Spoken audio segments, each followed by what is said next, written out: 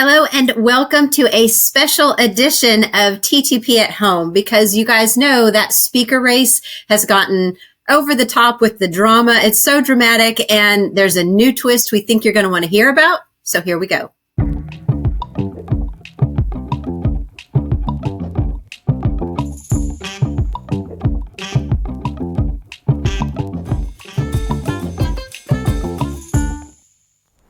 Okay, so folks, you probably have heard in the last few days that Representative Cody Harris has filed an ethics complaint with the Texas Ethics Commission against our chairman of the Republican Party of Texas, Abraham George.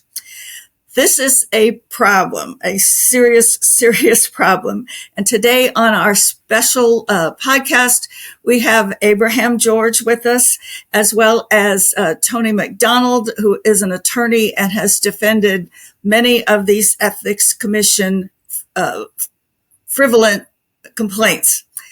So let's start with Abraham. Do you want to just tell us a little bit about exactly what has happened and where we're at with this? Yeah, Fran, thank you guys for having me here. What happened is about a couple of days ago, I've got a call from Texas Ethics Commission, and they said, Abraham, we have a complaint filed against you.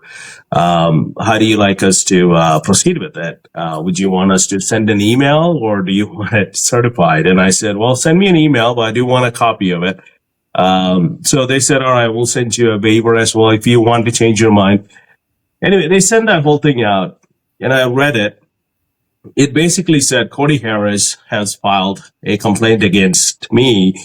And I don't know if it is against me personally or if it's against the party. It looks like kind of a combination, because he is referring to some of the resolutions the SREC have filed or passed in the last SREC meeting.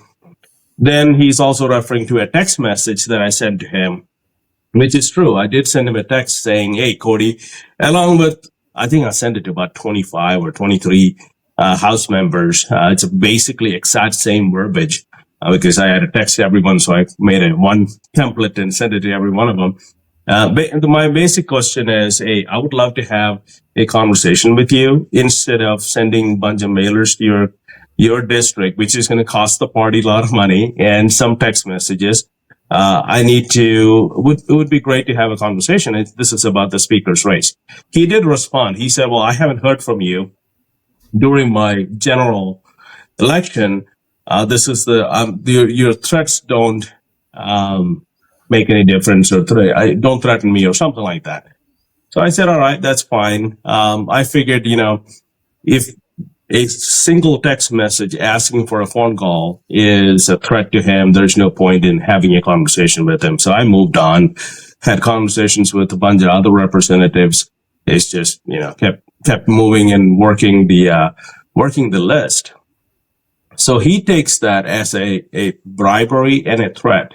A bribery in such a way that in my opinion, bribery have to be something that I got to get something in back in return, and a threat is something that I'm going to do something to him, right? Neither of that is in this case, but I'm not a lawyer. Tony can talk about that. The whole issue is if the chairman of the party or a grassroots member, the county chair, precinct chair, whoever it is, don't even have the right to have a conversation with the elected official because they're doing something wrong, and you don't have a right to tell them, hey, I'm going to send mailers in your district, that you don't have a right to say that I may even support somebody else in the next election. That's, in my opinion, that's crazy. I don't know if Cody has done this by himself or someone else put him up to it. What I've been told is he's not the smartest cookie in the jar. So I think somebody else probably put him up to it. This is crazy for him because his district is really upset with him for this whole thing. So let me interrupt you there, because I want to give a little bit of background just in case somebody's been living under a rock and isn't aware of this whole speaker race that's going on. But first of all, let's address Cody. So Cody is the state rep in Corsicana area? Is that correct? Yes. Yeah, in that Yeah, East Texas, yes. Yeah. Okay. And the reaction from the people, as far as I can tell, has been, what an idiot, what a joke. So the good news is he's really stepped in it and he's feeling the heat. But why? Like, what brought all this on? Fran, can you just talk very briefly about the speaker race and where we're at with that? Like, why is Abraham even having to talk to Cody? Okay, so the speaker race is down to two people who want the job. David Cook, who was chosen by the Republican caucus back in December as their nominee for speaker. And David has done everything in an honest, transparent, upfront manner, following party rules and party policy.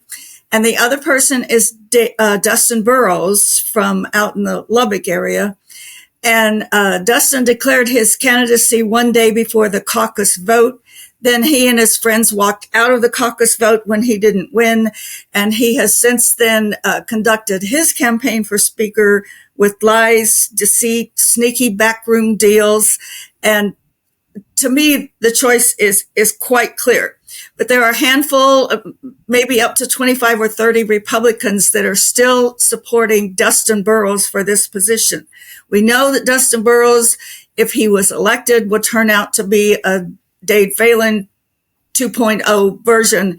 He would continue the same policies. What we as the Grassroots are looking for this session is a speaker who will help reform the culture and the rules of the Texas House to turn it into what it was originally intended to be, which is the speaker position. His job is to manage the business of the House, make sure everyone is treated in a fair and respectful manner. His job is not to favor one person or one group and punish another person or another group. And his job is not to amass wealth and power and then use it to promote himself. That's what we feel Dustin Burrows will do.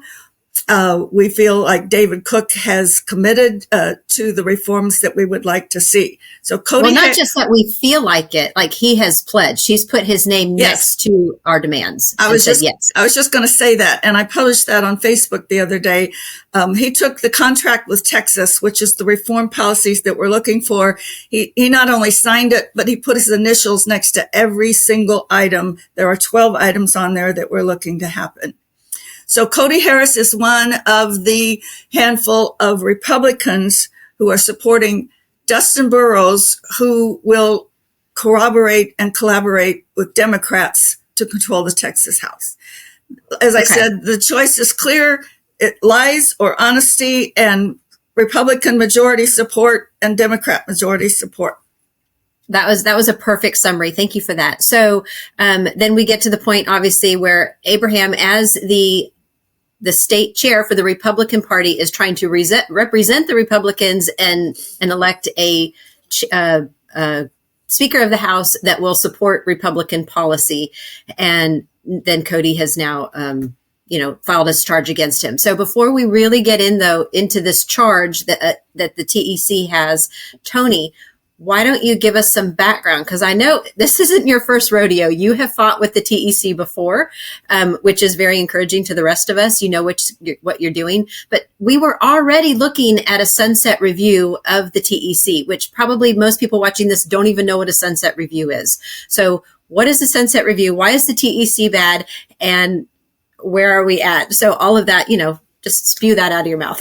Sure. Yeah, I'm glad. Thank you guys for having me on. You're right. I've been fighting the Texas Ethics Commission for a decade now. And I've got a case for Michael Quinn Sullivan that began back in 2012. We're still going on? Still litigating. We're going to the U.S. Supreme Court this month. Wow. And that really punctuates the problem here. Is this is something most people don't know anything about. I mean, most people have never heard of the Ethics Commission. They certainly don't know anything about the sworn complaint process. And yet 30 million Texans are under their thumb. Every last one of you, this is not something that's unique to, the Republican Party chairman or to a state rep or, a political fight in Austin. I mean, this complaint could have been filed against anybody who makes a phone call to their legislator. Obviously, whenever you have to fight for 10, 12 years in a legal battle, Nobody really can do that. The only reason we've been able to do that in Michael's behalf is because he's picked this up as a principled fight to fight on behalf of 30 million Texans to try and secure others' rights. I mean, it makes no sense to fight the battle for his own purpose, right? For his own defense. I mean, it's been far worse to fight than to just give in on an individual, like a selfish level. And so this is what the Texas Ethics Commission is. It's undergoing review at the Texas Sunset Commission right now, which is a fairly ineffective agency. It's not a bad process, but it's a process we have for reviewing state agencies. And, unfortunately, a lot of that review is kind of a technocrat kind of review. Is this agency, running the trains on time? It doesn't really ask whether those trains ought to be going, to hell, destination, horrible places. It doesn't necessarily ask that question well, but it does mean that the Ethics Commission and legislation about it are going to be a topic for this legislature. So it's timely. It's actually great that these things are happening. And that people are starting to have a reason to see, wait a second, what is this Ethics Commission and what is it about? To answer a question that Abraham asked, is this against me? Yeah, it's against you. I mean, it's a complaint that says, this complaint, and then we'll get into it. The legal theory is insane, right? The legal theory is ridiculous. I actually think it'll get thrown out. I hope it'll get thrown out, even by the crazies at the Ethics Commission who seem to want to pick every fight ever. And I'll get into more on that. But I think it'll get thrown out. But we got to understand what this is about. I mean, this is not just, I want to shuffle some paperwork around. Cody Harris wants to take the chairman of the Republican Party of Texas, and he wants to lock him in a cage for 2 years. This is a second-degree felony allegation. He wants to lock you away from your family. He wants to deprive you of your voting rights, your Second Amendment rights. He wants to he wants to destroy you personally because you had the gall to demand that he support, as a Republican, the Republican nominee for Speaker.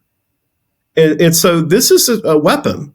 It's a weapon that he is wielding against the party chairman, but that's a symbolic kind of attack, because what he's really saying is, I want to wield this weapon against you. I want to wield this weapon against my constituents, people who would communicate with me and direct that representative to serve out the will of the people, to do what he said he was going to do on the campaign trail. I mean, this is about attacking those who would impose accountability. So it's laughable on the one hand, like all of us have kind of said, well, this is crazy. I can be kind of lighthearted, but you got to stop for a second. You said, this is vicious. I mean, it is absolutely vicious stuff that he's engaged in, and he owes an apology to Chairman George and his family. So that's my next question. Is there an opportunity for him to change his mind and say, whoa, that was stupid. I didn't understand the ramifications, and I take this back? No, unfortunately, that's another element, the nastiness of this process. Unlike a lawsuit where a plaintiff, would file a lawsuit and then they would be expected to drive that forward. And, eventually a lot of plaintiffs think, I want to go to court. I want to sue. People come to me all the time. Hey, let's sue. And I'll go, well, what remedy do you want out of a court 5 years from now? Right. Mm-hmm. And people get burned out and they settle and that sort of thing. That's the horrible thing about the Ethics Commission. Essentially, here's how the process works. Somebody who doesn't like somebody else looks at their actions, their activities. A lot of times they're looking at, what kind of campaign finance disclosure forms they file, that sort of thing. So you've got somebody who's trying to comply in good faith. They maybe file paperwork or whatever. The other person looks at that. They say, this is my political enemy. I don't think they filled the forms out correctly. That's almost how all these go. This is a little bit of an unusual one where it's like a substantive complaint. Usually it's just about paperwork. And so they file a complaint with the Texas Ethics Commission, and they say, hey, the person I don't like, my political enemy, didn't fill these forms out right, or they did something that wasn't quite right. The Ethics Commission is a group of bureaucrats. I mean, these are government employees, Democrats. I noticed, I looked that guy up actually. So the executive director's guy named, no joke, John Johnson. Okay. So John Johnson looks at this thing, and John Johnson says, if the allegations in this complaint are true, he didn't know whether they're true, but if the allegations were true, does John Johnson think that that's a crime? And if John Johnson, who has every reason to have the broadest interpretation of his own power, the broadest interpretation of the law and its scope, that's kind of the nature of government, right? Always amassing power to itself. If he thinks that that's a crime, he then takes the ball. He must investigate. The agency and the staff there, they must open an investigation, essentially a prosecution of the accused person. And at that point, the Cody Harrises of the world, they've done their mayhem, and they're out of the picture. They don't really have to participate anymore. So it's very low cost. For the cost of filling out a form and throwing it at the Ethics Commission, I've said it's akin to like having a pit bull on a chain. And you go over there, and if you can just word the allegations the right way, you slip the chain off the post, and that dog just starts biting at the target, and it will not stop biting. I mean, this is the Sullivan case. It bites. They've spent over $1 million to litigate that case to try to collect a $10,000 fine against Michael. So that dog just starts biting at that person, and it never stops. That's the basic nature of it. I was just going to say, I think this is the most insidious part of the Ethics Commission process. That political people use it against their opponents. And that's what's going on here with Cody Harris and Abraham George. Harris doesn't like Abraham and what he's doing to support the party. And this is a sneaky kind of easy way for him to cause problems for Abraham. Like you said, fill out a form. We heard that it happened to Jace Yarborough in the primary. It happened to, I can't think of the lady's name. Oh, Danielle Colby Weston. It happened to her for her school board run. It happened to Catherine Monette for her school board run in Dallas County. And I think there was another one. I can't think of it right now, but it happens all the time. Yeah. I mean, if you want me to shed light on some of the stories, not to go into the full detail because I could spend hours on this, but Danielle Weston's, it was her political opponent filed a complaint against her. And the allegation was that there was a musician in the corner of the room at her political fundraiser, and somebody tipped the musician. And they said, "Oh, you should have reported that as a $20 contribution to your campaign, the tip to the musician who was volunteering to perform at your event." That's the crime, right? You didn't report the tip. She didn't even know there was a tip. She kind of went and figured it out afterwards. And so that's the insanity of it, that kind of thing. Wait, and the TEC took that on and said, yes, this is a legitimate case. They accepted jurisdiction over that complaint. And that's why I say I absolutely believe that the Ethics Commission will look at this, legislative bribery allegation, and they'll say, nah, we're going to pass on this. I think that's going to happen. They have to make that decision soon. But I thought that they wouldn't take the $20, tip to the musician as a political contribution theory. I mean, I thought that was crazy. What is the deadline for the Ethics Commission to make a decision? So they have 5 business days from the time that the complaint is filed. And so it actually kicks off this weird little window at the beginning where, hey, there's a complaint filed. They haven't decided whether they're going to take it or not. And, there's some kind of defensive things that's kind of rushed to deal with it. The really sad thing here is, and what's great is we have, the chairman of the Republican Party here. Okay, he's got lawyers, right? I mean, he had lawyers to call. They had lawyers who knew me, and we could all kind of connect and talk, right? And so, okay, we kind of know what we're doing. But, this shows up to, some little lady who got involved with her Republican club or Democrat club. I got a great story about that if we want to tell in a minute. But, they don't know what any of this means or what they need to do. They go try and find a criminal defense lawyer who also doesn't know anything about this process. It's real nasty. But they have a few days to decide, so we'll see. But regardless, even if they reject the jurisdiction, they actually will invite Cody Harris to refile. They'll say, "Oh, please clean your complaint up if you want to come back and take another bite." And so It's not really over at that point. It would just be just one cycle. So actually, Abraham, I'm curious to know how you're doing. Like, how are you feeling about all this, and what has been the response both, have you talked to Cody, and what has been the response from the Grassroots? Well, I have not had a conversation with Cody yet. I mean, we've been kind of taking jab at each other on X. Other than that, I haven't really X is the best. said anything. So I ordered a jumpsuit for Tuesday, so I'll be wearing that. No, just kidding. But that would be hilarious. You should do it. That would be kind of fun to do. I mean, and Yes. then I said that. I think I was having our staff meeting, and I said that, and I think it was Micah. Micah said, "Please don't do that, Chairman. That's just going to make everything much worse." And I'm like, all right, fine.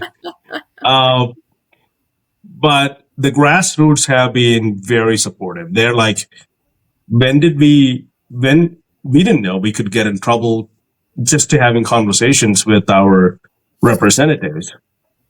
What's the point of having a constituent services and all of these stuff? Why are they there if we're not going to be able to tell them that we are unhappy with them on something that they're doing, that we're not going to be able to tell them that, we're going to find somebody to run against you, something like that. I mean, a regular person have the right to do that. But Grassroots have been very, very supportive, and I actually got a couple of calls from like criminal defense lawyers saying, "Hey, I'm happy to represent you." And I said, "No, this is TEC. You're probably going to screw this up. So we're going to stick with someone who knows what's happening with the TEC." So it is, it's so out there. I mean, just because you can, Cody can do this and walk away, that's the craziest part. And it's like going and filing charges with the DA, right? Once that's done, the DA takes on, then the machine just comes after you, right? So this is very similar to that. So it's absolutely nuts that we have an agency who can do that against political opponents, basically. Well, nuts is the key word there. One thing that you guys keep saying is that Cody gets to just walk away. And I don't know if that's 100% true. And I don't know if he thought this through, because my texts have been blowing up with, can we run this person against Cody? What about this person? And now we're all brainstorming about who we can run against Cody. So I really hope the Grassroots remember that name, Cody Harris, because there will be a challenger and there will be consequences. Unfortunately, that doesn't, help your case at all, because you're still going to have this lawsuit if the TEC picks it up.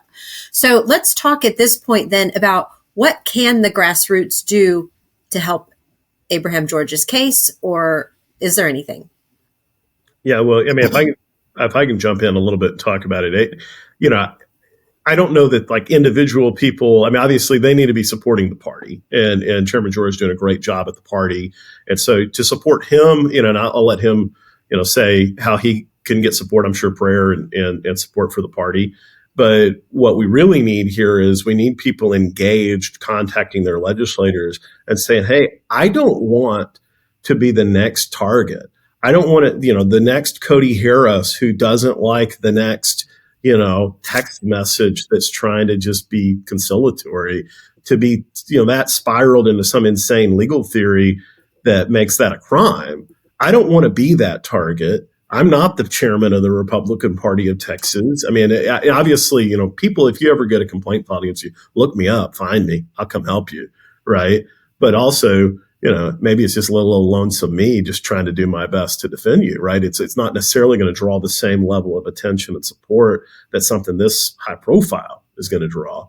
You need to be reaching out to your legislators and saying, "Hey, we've got to end this process. The Ethics Commission cannot continue to have enforcement jurisdiction over private citizens." And we're talking about a body, it's a bipartisan 50-50 Republican Democrat, which really is like 50-50 rhinos and Democrats, meets in the basement of the Capitol 4 times a year. And, essentially, if you get under their thumb, if you get accused by your political enemy, they will force you to participate in that process at the Capitol. So it doesn't matter whether you're from Brownsville or El Paso or Dalhart, right? They say, get in your car and drive to Austin. And, oh, yeah, come here and testify against yourself. If you don't give evidence against yourself, we'll hit you with an additional penalty for not cooperating. So it's this huge Fifth Amendment violation. It's a system. I don't think it's fair to anyone, but it's certainly designed with, politicians and people at the Capitol in mind. And yet, this is a system that can and has been repeatedly weaponized against private citizens. I talk about a case. There's a little Black Democrat grandma from Houston, a woman named Darnella Wilkerson, who disclosed $3,400 in political activity. She didn't fill the forms out correctly. And I mean, it's right. She didn't fill the forms out correctly, but who cares? Some nasty person filed a complaint against her.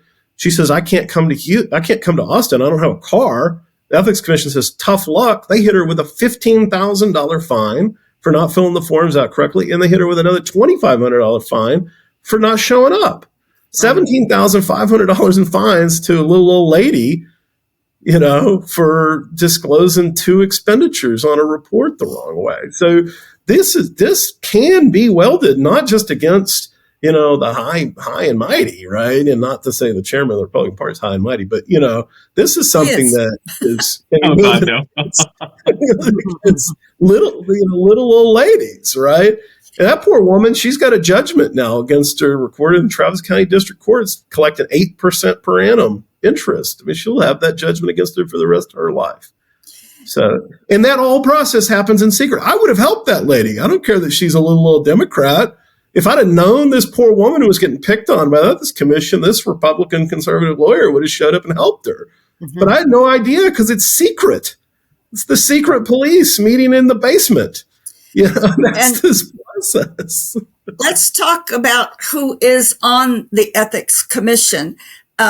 It's a few members appointed by the governor, some appointed by the lieutenant governor, and some appointed by the speaker. I forget the numbers, but these are not legislators that we can elect or unelect at the next primary.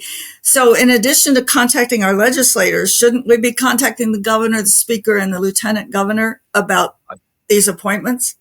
I agree with that. Yeah. And while, again, it's 8, right? And so 4 by the governor, 2 by the speaker, 2 by the lieutenant governor. Those are the appointments. The lieutenant governor, I want to say the lieutenant governor and governor have some live open appointments that they could make. But what's really screwy about it is those appointments originate in the political caucuses of the legislature. So essentially, they're not really appointed by the governor. They're appointed by like the Senate Democrat caucus, the Senate Republican caucus, the House Democrat caucus, the House Republican caucus. They put up nominees and then, they give like a list and then the governor picks from their list. So the initial control is from the politicians. Didn't know that.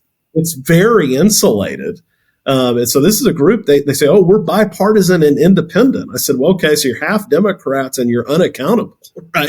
In a state where we elect our judges, we elect our prosecutors, like anybody who wields the power of government, we elect them and they are accountable to the voters at elections. And then all of a sudden we're going to say, we're going to give this power only in this area that impacts people's fundamental free speech rights. We're going to create a secret police, secret star chamber tribunal in the basement. But we're going to make those people not only not elected, but, can't be unelected. I mean, completely insulated from accountability, kind of triple layer insulated. So, yeah, I think talking to legislators about this agency is really important. I think really more so than saying, oh, we're going to put different personnel there. Like it's unfixable. You could put me on the Ethics Commission. I can't make that process fair. It could never be fair. And so I think the ask, that's not a bad idea to say, hey, get better people on there. That would be good. But I think at the end of the day, we have to say citizens cannot be dragged into a process like this. It's unworkable. It's completely unworkable, 100%. Yeah, I agree. I think my point was if we need to change the Ethics Commission fundamentally, it's the legislature's responsibility to do that. But the people who appointed those people, it's their responsibility to see that it gets done. Sure. I agree. So, Fran, why don't you mention the petition that we sent around the letter? Okay, so the Sunset Commission met in December to review the Ethics Commission. And we did a coalition letter describing all the things that we needed to see in terms of revisions to their process and their methods. It basically boiled down to all of the things Tony has already mentioned here today, that they have to stop doing everything in secret. They can't have 100% jurisdiction over every citizen in the state, and they can't go after people who are simply exercising their free speech rights. We had about 80 grassroots leaders sign that letter, and I delivered it to the Sunset Commission in December. Several people gave testimony there, including Tony, and we really appreciated that because he has this wealth of experience. I will say that after that meeting, 2 senators' offices contacted me. I think they contacted you as well, Tony, just wanting more information. That was Senator Middleton and Senator Sparks. And they were very open to our suggestions and our concerns. And I think if anybody pushes action on the Ethics Commission this session, it might come out of their offices. The trouble is, they might file a good bill that will have some effect, but will anybody else get behind it, and will it make it through the process? Mm-hmm. But I would like to hear Tony tell us maybe some specific things that the legislature actually needs to do, put into legislation to improve this situation. Yeah, I mean, again, the number one thing that I think the legislature could do is end TEC enforcement jurisdiction over private citizens. Limit that jurisdiction to office holders, public employees. Do not let private citizens get dragged into this process. Now, I will say, I think the process is unfair to a public official. I don't think that, a public official, I don't care whether you're a crooked public official. I think you have Fifth Amendment right, to invoke your Fifth Amendment right, not have to testify against yourself. I mean, I've been reading this book about Aaron Burr and his treason trial, I mean, like, even people who do really horrible things, we establish our constitutional rights by protecting bad people, right? By protecting their rights. That's how, we show that the system actually matters and that it works. And so, I don't think that process is fair to them, but I think from a grassroots perspective, what do you ask for? You say, look, it doesn't really matter if you guys want to get dragged into a stupid process. That's your problem. Don't drag me into it, as a private citizen. So I think that's the number one ask. But beyond that, I mean, you just basically have a rogue agency here, and it just has to be reined in. However they want to go about doing it, it's got to be reined in. We can't continue to have a status quo where any, motivated, nasty person who wants to attack their political enemy can fill out a form and then just, again, slip the chain on the dog, and that dog chomps it on. That's horrible. That's crazy. So, as much as I hate that this is happening to Abraham George, I mean, it's just horrible. I can't even imagine wondering, am I going to be in prison for 2 years because of this, right? But I just really can't help but know that it's a blessing in disguise, because it is, at the sunset review time. So that's great. But what happens if the TEC chooses not to take this case? Sure. Yeah. So, I mean, if they decline jurisdiction again, they'll invite Cody Harris to amend his complaint to try and work out a different legal theory that they think sticks. And so he can keep trying. There's nothing stopping him from doing that. A lot of times people give up whenever they get a complaint rejected. And so I think that would probably be the end of it. But, that doesn't change the fact that there are undoubtedly dozens of other people. I mean, literally, there are dozens of other people across the state right now who are facing this process for something or other, right? Filled the form out incorrectly, allegedly filled the form out incorrectly, was supposed to file a form but didn't file a form, didn't put the right disclaimer on something, used the wrong words on a political sign, whatever silly thing. Mm-hmm. And, these people are suffering, and we don't even know, right? We have no idea who they are unless they come out and say, here's my complaint, come help me. But, if you go to a criminal defense lawyer, what's he going to tell you? Keep your mouth shut. Don't talk about it, right? That's the normal rule. And so, here, no one would even know that this is going on. We wouldn't know how to help those. And that's exactly the point I wanted you to make, is that, okay, so if it's all okay with Abraham and it gets dropped, we don't all just breathe a sigh of relief, because this is still going on. It's still affecting lots of people.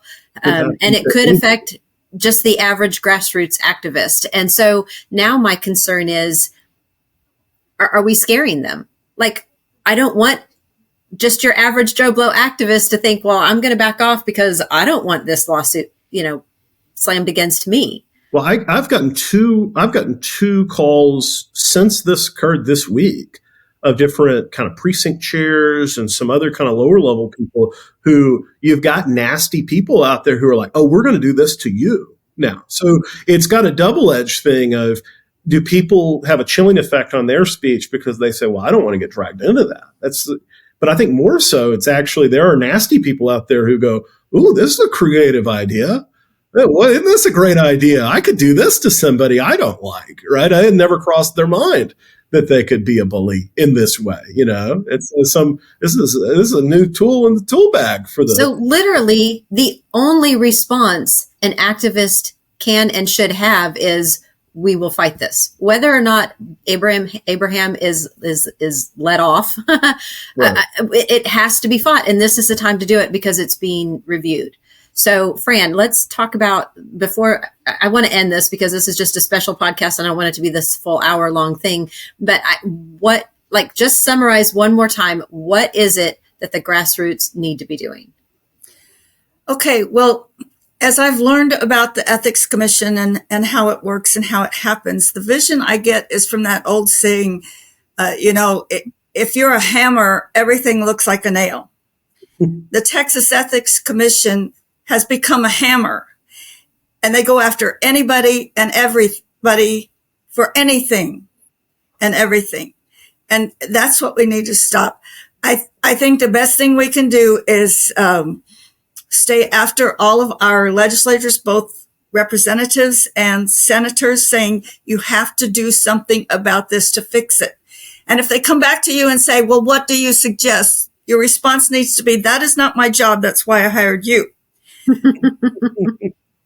And then we also need to be after whoever the Speaker of the House turns out to be next week, as well as the Lieutenant Governor and the Governor. And just consistency and constantly showing up and constantly doing something is the way to get anything done. We'll have to see what legislation comes about this session, if any, and we will do what we can with that. But mostly just make your voices heard. Call them, write them letters, email them, whatever you can do, or show up at their offices. And we can help you with that contact information. Yes. If you don't know who you're contacting, just Fran at truetexasproject.com. You can email her and she'll get all that information to you. I also want to emphasize that Tony has been on Twitter, and he has written out just a perfect, it's lengthy, but it's funny. So you don't always get that from an attorney, but he's put some humor in there. So I would encourage people, if this is confusing to you or overwhelming to you, just go on X and what's your handle, Tony? At Tweet Tony Mac. At Tweet Tony Mac. Okay. So find him and read that story. I would like to give, there's so much to this. I mean, we could talk, literally, Tony said it at the beginning, we could talk for hours about this. There's so much to unpack. But before we close this, first I want to say that we're recording this on Saturday. When did this all break, Abraham? I think it was 2 days ago. 2 days ago. Thursday. Yeah. Okay, so we're looking at Tuesday, Wednesday, maybe of next week when we should hear something. And I don't know how long it will take the studio team to get this out there. But regardless of where we're at in the process, when you're hearing this story, I'm sure that Abraham on social media and Tony on social media and probably Fran and I as well, True Texas Project, we're going to cover it. So just go and find your updates. I want to give Abraham and Tony a chance before we close. Anything that we missed that you're like, man, I really wanted to get that in there. Well, one thing I do want to say is this actually shows just not the TEC, the entire bureaucracy in Austin is always against us. The regular people, the citizens of state of Texas is usually not protected by the bureaucracy. It's actually against us. So when we talk about limited government, look at this. This is not limited government. This is against our First Amendment right. And any citizen should be able to talk to their representative. And as the chairman of the party, like Tony said earlier, I have resources that are available to me that I wouldn't have had 6 months ago, 8 months ago. So for me to make that call to my representative at that point and have the same thing, that would have been an entire different story. I mean, I'm still a little worried about going to prison for 2 years, but I think I have enough resources that I can have someone defend me properly, right? If you don't even have that, and you, like Tony said, precinct chairs are worried about having conversations with their county chairs or their elected officials these days because of something like this. And we actually have someone who does this to the Republican Party of state of Texas all the time. He goes and files random complaints, and we had to defend ourselves. And it takes resources and time away from our staff and our legal counsel. It just drives us nuts. But he does it, and it's all TEC filings. It's usually nothing, and it's usually pushed back and said, no, we're not going to take it. But we still have to go through the process. So my whole request to the grassroots is to have that conversation with your legislator and say, shut it down. If they need to have a disclosure filed for their finances, we can do that at somewhere else. That's not hard to do. We can do it at SOS, put it on the public website, something like that. But and for something crazy like this, to have a backroom police force to go after people's lives, it's just absolutely horrible. So my request to the grassroots is talk to your legislator and tell them they don't want something like this. This is definitely a government overreach against the citizens. I think you made an excellent point, which is a whole nother path we could go down. So we're donating to the Republican Party. We're all fighting for the Republican Party, and Cody Harris is a freaking Republican, and he's taking the funds that we have donated to promote the Republican Party, and he's making us use them on attorney fees. That's just that guy needs to be eviscerated. Excellent point. Go ahead, Tony. Oh, sorry, Fran. No, just excellent point. Yeah, absolutely. Well, and if I could add it, I just say, I really appreciate Chairman George's spirit in all of this of saying, hey, look, what I'm doing is fundamental. It's fundamentally right. And I'm not going to cower in fear. And so you view this not as, obviously it's a dangerous thing, right? They say the Chinese character for, I think it's chaos is danger and opportunity, right? So there's chaotic things happening and there's danger, but hey, there's also opportunity in this opportunity to highlight something, to be the fighter against something that could be abused against people who don't know how to fight. And I just want to encourage people out there to have the same spirit. If something like this happens to you, you get a complaint filed against you, that's scary, right? I mean, I understand, this is somebody who says, I want to throw you in prison, or I want to fine you, or I want to whatever, right?